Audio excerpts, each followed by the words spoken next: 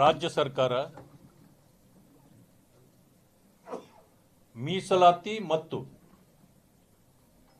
ಒಳ ಮೀಸಲಾತಿ ಎರಡೂ ವಿಚಾರಗಳಲ್ಲಿ ದೊಡ್ಡ ಕಳ್ಳಾಟವನ್ನು ಆಡ್ತಾ ಇರತಕ್ಕಂಥದ್ದನ್ನು ನಾವು ಖಂಡಿಸ್ತೇವೆ. ಕಳ್ಳಾಟ ಅಂದರೆ ಏನು? ಮೀಸಲಾತಿಯ ಬಗ್ಗೆ ಕಾಂಗ್ರೆಸ್ನವರಿಗೆ ಬದ್ಧತೆ ಇಲ್ಲ.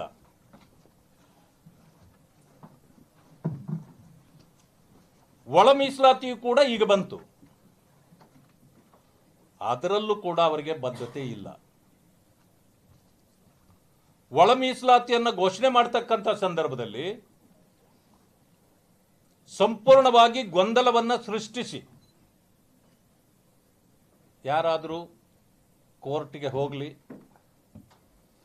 ಪ್ರಶ್ನೆ ಮಾಡಲಿ, ಹೇಗಾದರೂ ಅದು ನಿಂತು ಹೋದರೆ ಸಾಕು ಅನ್ನುವಂಥದ್ದೇ ಅವರ ಮನಸ್ಥಿತಿ ಆಗಿತ್ತು. ಮೀಸಲಾತಿಯಲ್ಲೂ ಕೂಡ ಮಾನ್ಯ ಬಸವರಾಜ ಬೊಮ್ಮಾಯಿಯವರು ಮುಖ್ಯಮಂತ್ರಿಗಳಾಗಿದ್ದ ಕಾಲದಲ್ಲಿ ಸುಮಾರು 30-35 ವರ್ಷಗಳಿಂದ ಪರಿಶಿಷ್ಟ ಜಾತಿ ವರ್ಗಗಳು ಹೋರಾಟ ಮಾಡ್ತಿರ್ತಕ್ಕಂಥದ್ದನ್ನು ಗಮನಿಸಿ ಪರಿಶಿಷ್ಟ ಜಾತಿಗೆ 15ರಿಂದ 17ಕ್ಕೆ, ಪರಿಶಿಷ್ಟ ವರ್ಗಗಳಿಗೆ 3ರಿಂದ 7ಕ್ಕೆ, ಅಂದರೆ ಎರಡನ್ನೂ ಸೇರಿ 24% ಮೀಸಲಾತಿಯನ್ನು ಕೊಟ್ಟಿದ್ದು ಬಸವರಾಜ ಬೊಮ್ಮಾಯಿ ಅವರು. ಇದನ್ನ ಆವತ್ತಿನ ದಿವಸ ಎಲ್ಲರ ಒಪ್ಪಿಗೆಯನ್ನ ಪಡೆದು, ವಿರೋಧ ಪಕ್ಷಗಳ ಒಪ್ಪಿಗೆಯನ್ನು ಪಡೆದೇ ಘೋಷಣೆ ಮಾಡಿದ್ದು. ಹಾಗಿದ್ರೂ ಕೂಡ ಚುನಾವಣಾ ಸಂದರ್ಭದಲ್ಲಿ ಅದನ್ನ ಮುಖ್ಯಮಂತ್ರಿ ಆಗಿರ್ತಕ್ಕಂಥ ಸಿದ್ದರಾಮಯ್ಯನವರು ವಿರೋಧ ಮಾಡಿದ್ರು. ತದನಂತರ ಒಳ ಮೀಸಲಾತಿ ಕೊಡಬೇಕು ಅಂತಕ್ಕಂಥ ಸಂದರ್ಭದಲ್ಲಿ ನ್ಯಾಯಮೂರ್ತಿಗಳಾಗಿರ್ತಕ್ಕಂಥ ನಾಗಮೋಹನ್ ದಾಸ್ ಅವರ ಸಮಿತಿಯನ್ನ ರಚನೆ ಮಾಡಿದಾಗ 17%ಗೆನೆ ಒಪ್ಪಿಗೆ ಕೊಟ್ಟು ಅವರಿಗೆ ವಹಿಸಿಕೊಟ್ರು. ವಹಿಸಿಕೊಟ್ಟ ಮೇಲೆ ಅದರ ಪ್ರಕಾರ ಮಾಡಬೇಕಾಗಿತ್ತು.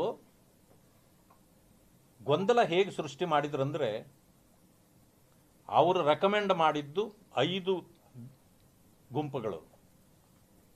ಇವರಿಗೆ ಇಷ್ಟಾನುಸಾರ ರಾಜಕೀಯ ಲಾಭಕ್ಕಾಗಿ ಬರೀ 3 ಗುಂಪು ಮಾಡಿ ಎ ಬಿ ಸಿ ಮಾಡಿ ಎಲ್ಲರಲ್ಲೂ ಗೊಂದಲವನ್ನು ಸೃಷ್ಟಿ ಮಾಡಿ ಯಾರಿಗೂ ನ್ಯಾಯ ಸಿಗದಂತೆ ಮಾಡಿದ್ರು.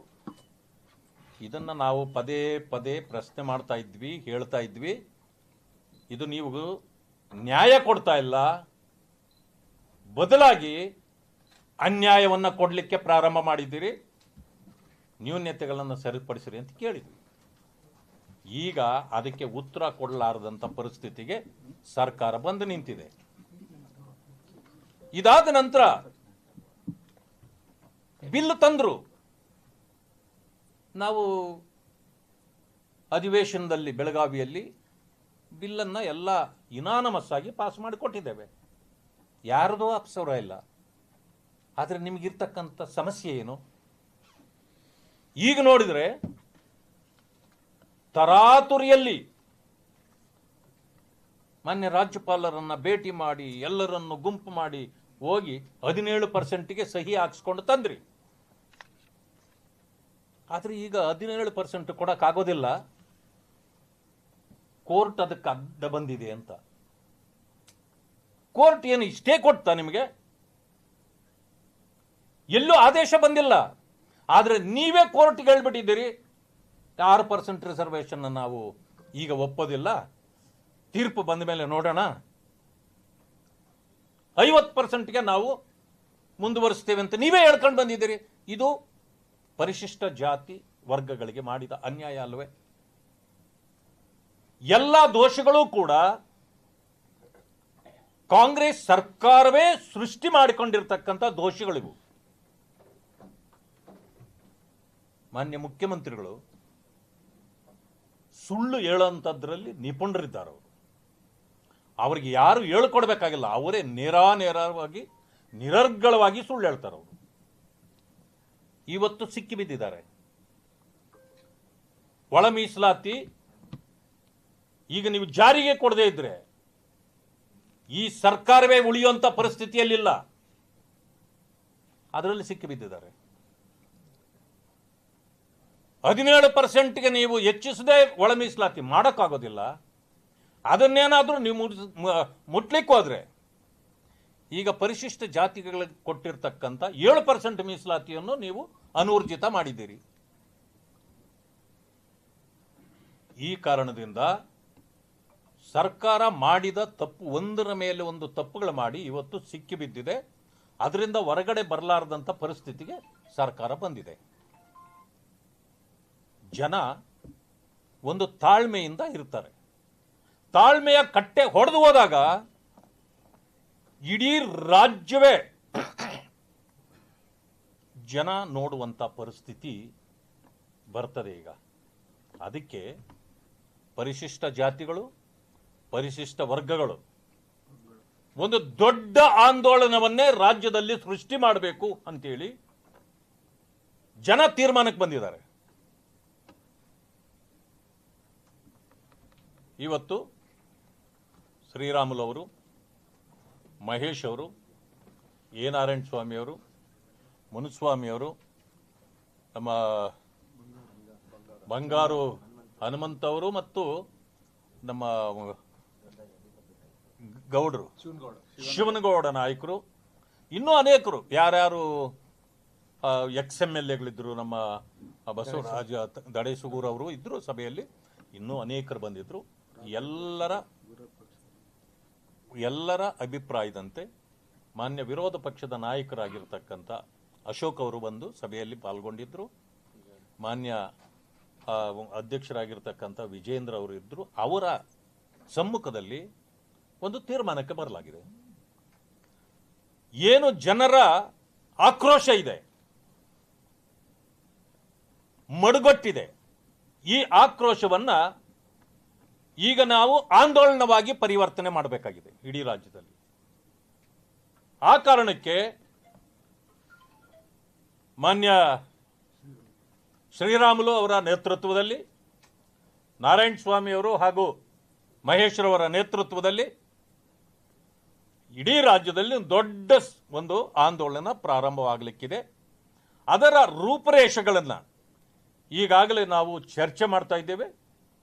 ಇನ್ನೊಮ್ಮೆ ವಿರೋಧ ಪಕ್ಷದ ನಾಯಕರು ಅಶೋಕ್ ಅವರು, ಮಾನ್ಯ ಅಧ್ಯಕ್ಷರಾಗಿರ್ತಕ್ಕಂಥ ವಿಜೇಂದ್ರರವರು ಅವರ ಜೊತೆಯಲ್ಲಿ ಮಾತುಕತೆ ಮಾಡ್ತಕ್ಕಂಥದ್ದಿದೆ. ಈಗ ನಾವು ಈ ಮೀಸಲಾತಿಯ ಹೆಚ್ಚುವಳಿಗೆ ಜನಕರಾಗಿರ್ತಕ್ಕಂಥ ಮಾನ್ಯ ಬೊಮ್ಮಾಯಿ ಅವರನ್ನ ಭೇಟಿ ಮಾಡಿ ಬಂದಿದ್ದೇವೆ. ಅವರ ಸಲಹೆ ಸೂಚನೆಗಳನ್ನು ಕೂಡ ಪಡೆದಿದ್ದೇವೆ. ಒಟ್ಟಾರೆ ಅವರು ಅನೇಕ ವಿಚಾರಗಳನ್ನು ಇವತ್ತು ಎಲ್ಲ ಮುಖಂಡರುಗಳ ಗಮನಕ್ಕೆ ತಂದಿದ್ದಾರೆ. ಇನ್ನಿಲಿಂದ ಯಾವ ರೀತಿಯಲ್ಲಿ ಕಾಂಗ್ರೆಸ್ಸು ಜನರನ್ನ ವಂಚನೆ ಮಾಡ್ತಾ ಬರ್ತಿತ್ತು, ನಮ್ಮ ಕಾಲದಲ್ಲಿ ಯಾವ ರೀತಿ ಆ ಜನಾಂಗಗಳಿಗೆ ನ್ಯಾಯ ಕೊಡಬೇಕು ಅಂತೇಳಿ ನಾವು ಪ್ರಯತ್ನ ಮಾಡಿ ನ್ಯಾಯವನ್ನು ಕೊಟ್ವಿ. ಆದರೂ ಕೂಡ ದಾರಿ ತಪ್ಪಿಸಿ ಈ ಕಾಂಗ್ರೆಸ್ನವರು ಮತ್ತು ವಿಶೇಷವಾಗಿ ಮುಖ್ಯಮಂತ್ರಿಗಳಾಗಿರ್ತಕ್ಕಂಥ ಮಾನ್ಯ ಸಿದ್ದರಾಮಯ್ಯನವರು ದಾರಿ ತಪ್ಪಿಸಿ ಇವತ್ತು ಎಲ್ಲರನ್ನೂ ಗೊಂದಲಕ್ಕೆ ಈಡು ಮಾಡಿದ್ದಾರೆ. ಯಾವುದು ಊರ್ಜಿತವಾಗದೇ ಇರೋ ರೀತಿಯಲ್ಲಿ ಮಾಡಿದ್ದಾರೆ ಅಂತಕ್ಕಂಥದ್ದನ್ನು ಎಲ್ಲರಿಗೂ ಈಗಾಗಲೇ ಮನವರಿಕೆ ಮಾಡಿಕೊಟ್ಟಿದ್ದಾರೆ. ಅವರ ಸೂಚನೆಗಳನ್ನು ತೆಗೆದುಕೊಂಡು ಇನ್ನು ರಾಷ್ಟ್ರೀಯ ನಾಯಕರಾಗಿರ್ತಕ್ಕಂಥ ಅನೇಕರು ನಮ್ಮಲ್ಲಿ ಈಗ ಪ್ರಹ್ಲಾದ್ ಜೋಶಿ ಅವರು ಇರ್ಬೋದು ಅಥವಾ ಕೇಂದ್ರದಲ್ಲಿರ್ತಕ್ಕಂಥ ಅನೇಕ ಮುಖಂಡರುಗಳು, ಜೊತೆಗೆ ನಮ್ಮ ಯಡಿಯೂರಪ್ಪಾಜಿ ಅವರನ್ನು, ಇವರೆಲ್ಲರನ್ನು ಕೂರಿಸಿ ಒಂದು ಚರ್ಚೆಯನ್ನು ಮಾಡಿ ಅದರ ಮೂಲಕ ನಾವು ಒಂದು ತೀರ್ಮಾನಕ್ಕೆ ಬರೋರಿದ್ದೇವೆ. ಇದರ ರೂಪರೇಷೆಗಳನ್ನು ಮಾನ್ಯ ಮುಖಂಡರುಗಳಾಗಿರ್ತಕ್ಕಂಥವರು ಇನ್ನೊಂದು 2-3 ದಿವಸಗಳಲ್ಲಿ ತಮಗೆ ಕೊಡ್ತಾರೆ. ಒಟ್ಟಿಗೆ ಇಡೀ ರಾಜ್ಯದಲ್ಲಿ ರಾಜ್ಯ ಎಂದು ಕಂಡರಿಯದಂಥ ದೊಡ್ಡ ಆಂದೋಲನವನ್ನು ಪರಿಶಿಷ್ಟ ಜಾತಿ ವರ್ಗಗಳ ಮೂಲಕ ಮಾಡಲಿಕ್ಕೆ ಈಗಾಗಲೇ ಅಣಿ ಮಾಡ್ತಕ್ಕಂಥ ಒಂದು ಸಂದರ್ಭ ಸೃಷ್ಟಿಯಾಗಿದೆ. ಇದರಿಂದ ಕಾಂಗ್ರೆಸ್ಸಿಗೆ ಸರಿಯಾದ ನೀತಿ ಪಾಠವನ್ನು ಹೇಳ್ತಕ್ಕಂಥ ಕೆಲಸವನ್ನು, ಯಾರನ್ನ ನೀವು ವೋಟ್ ಬ್ಯಾಂಕ್ ಮಾಡ್ಕೊಂಡು ಇವತ್ತಿನವರೆಗೆ ವಂಚಿಸ್ತಾ ಮೋಸ ಮಾಡ್ತಾ ಬಂದಿದ್ರೋ ಅವರ ಕೈಯಲ್ಲೇ ನಿಮಗೆ ಪಾಠ ಕಲಿಸ್ತಕ್ಕಂಥ ಕೆಲಸವನ್ನು ಮಾಡಬೇಕು ಅಂತಕ್ಕಂಥ ತೀರ್ಮಾನಕ್ಕೆ ಇವತ್ತು ನಮ್ಮ ಪಕ್ಷ ಮತ್ತು ಮುಖಂಡರುಗಳು ಬಂದಿದ್ದಾರೆ ಅಂತಕ್ಕಂಥ ಮಾತನ್ನು ನಾನು ಹೇಳಲಿಕ್ಕೆ ಬಯಸ್ತೇನೆ. ಆ ರೂಪರೇಷೆಗಳನ್ನು ಒಂದೆರಡು ದಿವಸಗಳಲ್ಲಿ ನಿಮಗೆ ತಿಳಿಸಲಾಗುತ್ತೆ.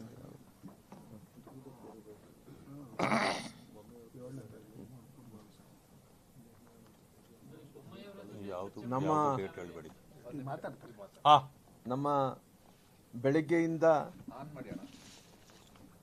ನಮ್ಮೆಲ್ಲ ನಾಯಕರು ಸೇರಿಕೊಂಡು ಒಟ್ಟಾರೆಯಾಗಿ ನಾವು ಚರ್ಚೆಯನ್ನು ಕೂಡ ಮಾಡಿದ್ದೀವಿ. ಪಕ್ಷದ ಅಧ್ಯಕ್ಷರು ವಿಜೇಂದ್ರ ಅವರು, ಮಾಜಿ ಮುಖ್ಯಮಂತ್ರಿಗಳಾದಂಥ ಸನ್ಮಾನ್ಯ ಬಸವರಾಜ ಬೊಮ್ಮಾಯಿನವರು, ವಿರೋಧ ಪಕ್ಷ ನಾಯಕ ಅಶೋಕಣ್ಣನವರು, ಛಲವಾದಿ ನಾರಾಯಣ ಸ್ವಾಮಣ್ಣನವರು, ನಂತರ ನಮ್ಮ ಮಾಜಿ ಮಂತ್ರಿಗಳು ಆದಂಥ ಸನ್ಮಾನ್ಯ ನಾರಾಯಣ ಸ್ವಾಮಣ್ಣವರು, ನಮ್ಮ ಮಹೇಶ್ ಅಣ್ಣನವರು, ಮುನಿಸ್ವಾಮಿಯವರು, ಬಂಗಾರ ಹನುಮಂತವರು, ಎಲ್ಲರೂ ಕೂಡ ಸುದೀರ್ಘವಾಗಿ ಚರ್ಚೆಯನ್ನು ಕೂಡ ನಾವು ಮಾಡಿದ್ವಿ. ನಮಗೇನು ಅನುಮಾನ ಭಯ ಏನಂದ್ರಿಗಿನ,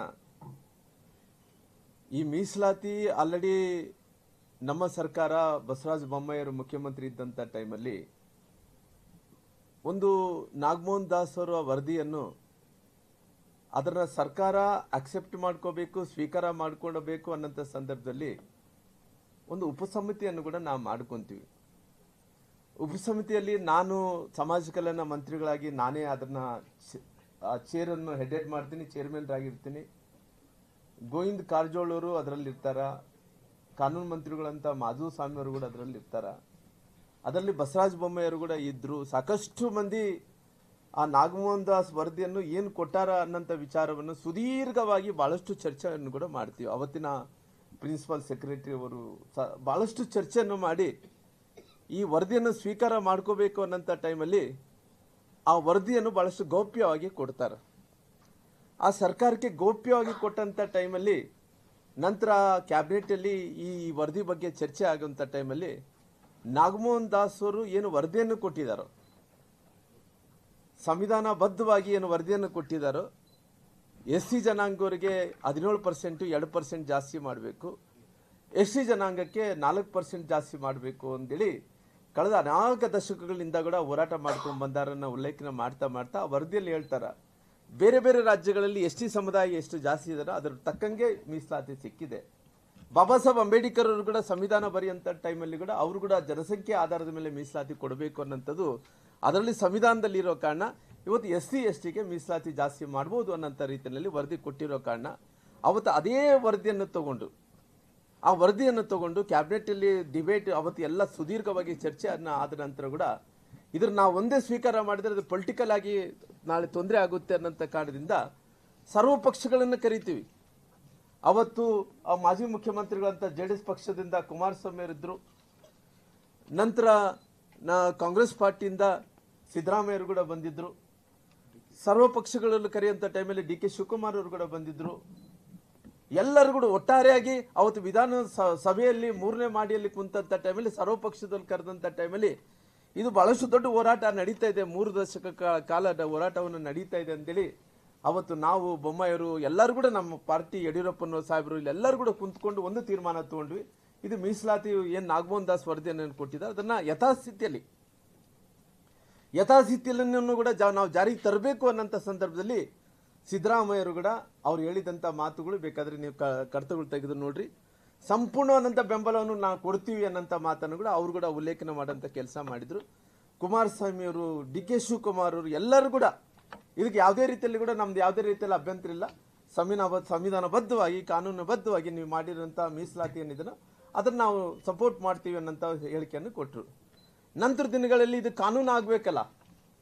ಇವತ್ತು ನಾಗಮೋಹನ್ ದಾಸ್ ಅವರು ವರದಿಯನ್ನು ಕೊಟ್ಟಂತ ಸರ್ವಪಕ್ಷಗಳ ಸಭೆಯನ್ನು ಕರೆದ್ವಿ, ಕ್ಯಾಬಿನೆಟ್ಗೆ ತೊಗೊಂಡೋದ್ವಿ, ಕ್ಯಾಬಿನೆಟಲ್ಲಿ ಚರ್ಚೆ ಆಯಿತು, ಎಲ್ಲ ಆದ ನಂತರ ಕೂಡ ಇದು ಕಾನೂನಾಗಬೇಕು. ಕಾನೂನನ್ನು ಆಗಬೇಕಂತ ಟೈಮಲ್ಲಿ ಅದಕ್ಕೋಸ್ಕರವಾಗಿ ಅಧಿವೇಶನವನ್ನು ಕರೆದ್ವಿ. ಅಧಿವೇಶನ ಕರೆಯುವಂಥ ಟೈಮಲ್ಲಿ ಅವತ್ತು ನಾವು ಕೂಡ ಸಮಾಜ ಕಲ್ಯಾಣ ಮಂತ್ರಿಗಳಾಗಿದ್ದೀವಿ. ಅಂಥ ಟೈಮಲ್ಲಿ ಸಾಕಷ್ಟು ಡಿಬೇಟ್ ಆಯಿತು. ಡಿಬೇಟ್ ಆದಂಥ ಟೈಮಲ್ಲಿ ಕೂಡ ಅವತ್ತು ಸಾಕಷ್ಟು ಕಾಂಗ್ರೆಸ್ ಪಾರ್ಟಿಯವ್ರದ್ದು ಅವ್ರದೇ ಆದಂಥ ನಿಲುವುಗಳನ್ನು ಹೇಳ್ಕೊಂಡ್ರು. ಅದೇ ರೀತಿ JDS ಪಕ್ಷದ ನಿಲುವುಗಳು ಅಂದ್ರಿಗಿನ ಅವತ್ತಿನ ಸಂದರ್ಭದಲ್ಲಿ ನಮ್ಮ HD ದೇವೇಗೌಡರು ಕೂಡ ಬಹಳಷ್ಟು ಪ್ರಯತ್ನವನ್ನು ಮಾಡಿದ್ರು. ಈ ಮೀಸಲಾತಿ ಆಗುವಂಥ ವಿಚಾರದಲ್ಲಿ ಅನೇಕ PV ನರಸಿಂಹರಾವ್ ಬಗ್ಗೆ ಮಾತಾಡಿದ್ರು, ನರಸಿಂಹರಾವ್ ಬಗ್ಗೆ ಮಾತಾಡಿದ್ರು. ನಂತರ ಅದ್ವಾನಿ ಇವರು ವಾಜಪೇಯಿ ಅವ್ರ ಬಗ್ಗೆ ಅನೇಕ ವಿಚಾರಗಳು ಸುದೀರ್ಘವಾಗಿ ರಾಜೀವ್ ಗಾಂಧಿ ಅವ್ರ ಬಗ್ಗೆ ಕಾಂಗ್ರೆಸ್ ಎಲ್ಲರೂ ಮಾತಾಡ್ಕೊಂತ ಬಂದ್ರು, ಪ್ರಧಾನಮಂತ್ರಿಗಳ ಬಗ್ಗೆ ಮಾತಾಡ್ಕೊಂತ ಬಂದ್ರು. ಬಂದಂಥ ಟೈಮಲ್ಲಿ ಕೂಡ ಅವತ್ತು ನೀವು ರೆಕಾರ್ಡ್ಸ್ ದಾಖಲಾತಿಗಳು ತೆಗೆದು ನೋಡ್ರಿ, ಅವತ್ತು ಸಂಪೂರ್ಣವಾಗಿ 7% ಏನು ಮೀಸಲಾತಿ ST ಜನಾಂಗಕ್ಕೆ ಏನು ಕೊಡ್ತೀವಿ ಅಂತೇಳಿ ಅವತ್ತು ಅಧಿವೇಶನದಲ್ಲಿ ಏನು ಬಿಲ್ ಪಾಸ್ ಆಯ್ತು, ರೈಟ್ ಅಣ್ಣ? ಬಿಲ್ ಪಾಸ್ ಆಗುವಂಥ ಟೈಮಲ್ಲಿ ಅವತ್ತು ಸಿದ್ದರಾಮಯ್ಯರು ಅದು 7%ಗೆ ನಾನು ಒಪ್ಪುತ್ತಾ ಇದ್ದೀನಿ. ವಿರೋಧ ಪಕ್ಷದಲ್ಲಿದ್ದು ಕೂಡ ನಾನು ಸಂವಿಧಾನಬದ್ಧವಾಗಿ ಈ ಸಂವಿಧಾನದಲ್ಲಿರೋಂಥ ಆರ್ಟಿಕಲ್ ಓದ್ತಾ ಕೂಡ ಇದಕ್ಕೆ ನಾನು ಒಪ್ಪಿಗೆಯನ್ನು ಕೊಡ್ತಾ ಇದ್ದೀನಿ ಸರ್ವಾನುಮತದಿಂದ ಅನ್ನೋಂಥ ರೀತಿಯಲ್ಲಿ ಕೂಡ ಅವರು ಕೂಡ ದಾಖಲಾತಿಗಳು ವಿಧಾನಸೌಧದಲ್ಲಿ ಮಾತಾಡಿದಂಥ ದಾಖಲಾತಿಗಳು ಇದಾವೆ. ಅವತ್ತು ಎಲ್ಲರೂ ಕೂಡ ಮಾತಾಡಿದಂಥ ಟೈಮಲ್ಲಿ ಕೂಡ ಇವತ್ತು ನಮಗೇನು ಅಂದ್ರಿಗಿನ ಇವತ್ತು 2 ವರ್ಷಗಳಿಂದ ಇವತ್ತು ಏನು ಈ ಆಟ ಪ್ರಾರಂಭ ಆಗಿದೆ, 2 ವರ್ಷಗಳು ಆಗ್ತಾ ಇದೆ. ಇವತ್ತು ಮಕ್ಕಳೆಲ್ಲರೂ ಕೂಡ ಇವತ್ತು ನಮಗೆ ಏನು ನೋವು ಅಂದ್ರಿಗಿನ ಮಕ್ಕಳೆಲ್ಲರೂ ಕೂಡ ಆಲ್ರೆಡಿ ಫಸ್ಟ್ ಇಯರ್ ಪಾಸ್ ಆದಂಥವ್ರು ಸೆಕೆಂಡ್ ಇಯರ್ದಲ್ಲಿದ್ದಾರೆ, ಸೆಕೆಂಡ್ ಇಯರ್ ಪಾಸ್ ಆದಂಥವ್ರು ಇವತ್ತು ಥರ್ಡ್ ಇಯರ್ದಲ್ಲಿದ್ದಾರೆ. ಮುಂದಕ್ಕೆ ಎಜುಕೇಷನ್ದಲ್ಲಿ ಅವರೆಲ್ಲರೂ ಮುಂದಕ್ಕೆ ಹೋಗಬೇಕಾಗಿದೆ. ಇಂಥ ಸಂದರ್ಭದಲ್ಲಿ ನೀವು 50% ಒಳಗಡೆನೆ ನೀವು ಈ ಮೀಸಲಾತಿಯನ್ನು ನೀವು ಮಾಡಿಕೊಳ್ರಿ ಅಂದ್ರಿಗಿನ ಇವತ್ತು ಬ್ಯಾಕ್ವರ್ಡ್ ಹಿಂದುಳಿದಂಥ ಜಾತಿಗಳು ಎಲ್ಲಿ ಹೋಗ್ಬೇಕು, SC ST ಸಮುದಾಯಗಳು ಎಲ್ಲಿ ಹೋಗಬೇಕು? 56% ಇದ್ದಿದ್ದನ್ನ 50% ಒಳಗಡೆ ಮಾಡಿಕೊಳ್ರಿ ಅಂದ್ರೆ ಹೆಂಗ್ ಸಾಧ್ಯ? ಇವತ್ತು ನೀವು ಮಾಡಿದಂಥ ತಪ್ಪುಗೋಸ್ಕರವಾಗಿ ನೀವು ಸರ್ಕಾರದಿಂದ ಯಾರನ್ನು ವಕೀಲರಿಟ್ಟಿದ್ರಿ? ಸುಪ್ರೀಂ ಕೋರ್ಟ್ ಅಲ್ಲಿ ಯಾರನ್ನು ವಕೀಲರಿಟ್ಟಿದ್ರಣ್ಣ? ಹೋಗ್ಲೇ ಇಲ್ಲ. ಸುಪ್ರೀಂ ಕೋರ್ಟದಲ್ಲಿ ನಿಮ್ಮ ವಕೀಲರು ಇದು ಆಗಲ್ಲ ಅಂತ ಗೊತ್ತಾಗಿ ಸೋಲ್ತೀವಿ ಅಂತ ಗೊತ್ತಾಗಿ ಅಡ್ವೊಕೇಟ್ ಜನರಲ್ ಅವರು ಹೈಕೋರ್ಟ್ ಅಲ್ಲಿ ಉದಯ ಉಳ್ಳ ಅಂತ ದೊಡ್ಡ ದೊಡ್ಡ ಲಾಯರ್ಗಳು ಹೋಗ್ಲೇ ಇಲ್ಲ ಅಂತ ಹೇಳಿದ್ರೆ ಪರಿಸ್ಥಿತಿ ಎಲ್ಲಿಗೆ ತಂದುಕೊಂಡಿರಿ ನೋಡ್ರಿ. ಇವತ್ತು SC ST ಜನಾಂಗಕ್ಕೆ ನೀವು ದಲಿತರಿಗಿಟ್ಟಂತ ವಿಶ್ವಾಸ ಪ್ರೀತಿನ ಇದೇನಾ? ನಾವೇನು ತಪ್ಪು ಮಾಡಿವಿ ಸ್ವಾಮಿ? ಇವತ್ತು ನೀವೆಲ್ಲ ತಪ್ಪುಗಳನ್ನ ಮಾಡಿಕೊಂಡು ನೀವೆಲ್ಲೋ ಒಂದು ಕಡೆ ಯುವಕರೆಲ್ಲರೂ ಕೂಡ ಉದ್ಯೋಗಕ್ಕೋಸ್ಕರವಾಗಿ ಹೋರಾಟ ಮಾಡ್ತಾ ಇದ್ದಾರೆ ಅನ್ನೋದಕ್ಕೋಸ್ಕರವಾಗಿ 2,85,000 ಹುದ್ದೆಗಳು ಖಾಲಿದಾವ. ನಾವು 50,000 ತಗೋಬೇಕಂದ್ರೆ 50,000ದಲ್ಲಿ ಮೀಸಲಾತಿ ತರಬೇಕು ಅಂತೇಳಿ ಪ್ರಾರಂಭ ಏನು ಮಾಡ್ತಾ ಇದ್ರು, ಅದಕ್ಕೆ 50,000 ತಂದ ಮಕ್ಕಳಿಗೆ ಕೂಡ ಸಂಬಳ ಕೊಡಕ್ಕೆ ನಿಮ್ಮ ಹತ್ರ ರೊಕ್ಕ ಇಲ್ಲ. ಉದ್ಯೋಗ ಭರ್ತಿ ಮಾಡ್ಕೊಳಕ್ ಆಗ್ತಾ ಇಲ್ಲ, ರೊಕ್ಕ ಕೊಡಕ್ಕಾಗಲ್ಲ ಅನ್ನೋಂಥ ಒಂದೇ ಒಂದು ಕಾರಣದಿಂದ ಇವತ್ತು ನಮ್ಮ ಮಧ್ಯೆ ಹಿಂದುಳಿದಂಥ ಜಾತಿಗಳ ಮಧ್ಯೆ SC STಗಳ ಮಧ್ಯೆ ಇವತ್ತು ಬೀದಿ ತರಂತ ಕೆಲಸ ಮಾಡ್ತಾ ಇದ್ರಿ. ನಾವು ಏನು ಮಾಡಬೇಕು ಮುಂದಿನ ದಿನಗಳಲ್ಲಿ ಬಾಬಾ ಸಾಹೇಬ್ ಅಂಬೇಡ್ಕರ್ ಹೇಳಿದಂತೆ ನಾವು ಹೋರಾಟವನ್ನು ಮಾಡಲೇಬೇಕು. ಹೋರಾಟವನ್ನು ಮಾಡಬೇಕಾದ್ರೆ ಯಾವ ರೀತಿಯಲ್ಲಿ ಮಾಡಬೇಕು ಅನ್ನೋ ವಿಚಾರದ ಬಗ್ಗೆ ಕೂಡ ನಮ್ಮ ಹಿರಿಯರೆಲ್ಲರೂ ಕೂಡ ಹೇಳಿದಾರ. ನಮ್ಮ ನಾರಾಯಣ ಸ್ವಾಮಿ ಅಣ್ಣವರು ಕೂಡ ಅವರು ಕೂಡ ಹೇಳಿದಾರ. ನಮ್ಮ ಹಿರಿಯರಾದಂಥ ಮಹೇಶ್ ಅಣ್ಣವರು ಕೂಡ ಹೇಳಿದ್ದಾರೆ. ಇದು ಮುಂದೆ ಚಿತ್ರದುರ್ಗದಲ್ಲಿ ನಾವೆಲ್ಲ ನಾಯಕರು ಸೇರಿಕೊಂಡು 7ನೇ ತಾರೀಕಿಗೆ ಇನ್ನ ಏನು ಫಿಕ್ಸ್ ಮಾಡ್ಕೊಂಡಿಲ್ಲ, ನಾವೊಂದು ಡೇಟ್ ಫಿಕ್ಸ್ ಮಾಡಿಕೊಂಡು ಪೂರ್ವಭಾವಿ ಸಭೆ ಮಾಡ್ಕೊಂಡು ಏನು ಮಾಡಬೇಕು ಅನ್ನೋಂಥ ನಿರ್ಧಾರವನ್ನು ಮುಂದಕ್ಕೆ ತಗೊಳ್ಳೋಂಥ ಕೆಲಸ ಮಾಡ್ತೀವಿ. ನಾವು ಇಲ್ಲಿಕ್ಕೆ ಬಿಡೋಕೆ ಹೋಗಲ್ಲ ಇದನ್ನ, ಯಾಕಂದ್ರೆ ನಮ್ದಂತ ಬಿಟ್ಬಿಟ್ರೆ ನಾವು ನೆಂದೋ ಆಗಿದೆ. ನಮ್ಮ ಭವಿಷ್ಯದ ಮಕ್ಕಳ ಸಲುವಾಗಿ ನಾವು ಹೋರಾಟ ಮಾಡಬೇಕಾಗುತ್ತಲ್ಲ. ನೋಡ್ರಿ, ಬಾಬಾ ಸಾಹೇಬ್ ಅಂಬೇಡ್ಕರ್ ಸಂವಿಧಾನವನ್ನು ಬರೆದರು. ಕೇಂದ್ರ ಸರ್ಕಾರ ಅವತ್ತಿನ ದಿನಗಳ SC ST ಜನಾಂಗಕ್ಕೆ ಹಿಂದುಳಿದಂಥ ಜನಾಂಗಕ್ಕೆ ಮೀಸಲಾತಿ ಜಾಸ್ತಿ ಮಾಡಿದ್ರು. ಇಲ್ಲಿ ಕೂಡ ಮಾಡಬೇಕನ್ನಂತ ಕೂಗಿತ್ತು, ಯಾರು ಮಾಡಲಿಲ್ಲ. ಎಲ್ಲರೂ ಹೋರಾಟದ ಮೇರೆಗೆ ನಮ್ಮ ಭಾರತೀಯ ಜನತಾ ಪಾರ್ಟಿ ಮೀಸಲಾತಿ ಜಾಸ್ತಿ ಮಾಡಂತ ಕೆಲಸ ಮಾಡಿತ್ತು. ಈ ಮೀಸಲಾತಿಯನ್ನು ಜಾಸ್ತಿ ಮಾಡಿದ ನಂತರ ಇವರು ಇವತ್ತು ಅದನ್ನ ಕೆಡ್ಸಕ್ ಕೊಟ್ಟಾರ.